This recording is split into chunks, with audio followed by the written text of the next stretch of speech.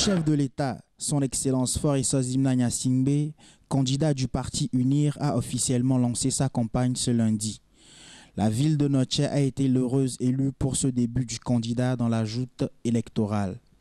Le premier vice-président de l'Assemblée nationale, l'honorable Komi Selom Klassou, a rappelé le bilan des actions du candidat du parti UNIR dans la préfecture et a exhorté les militants à lui renouveler leur confiance afin de poursuivre son œuvre. Il a ensuite procédé à une démonstration de l'utilisation du bulletin de vote.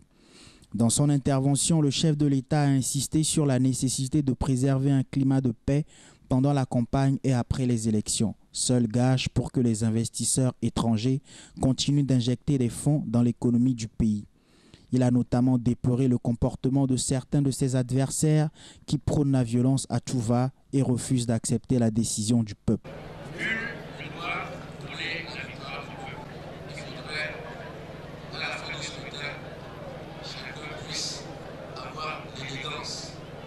D'accepter le résultat, ou s'il y a des irrégularités, d'accepter de recourir aux voies qui sont autorisées par la loi.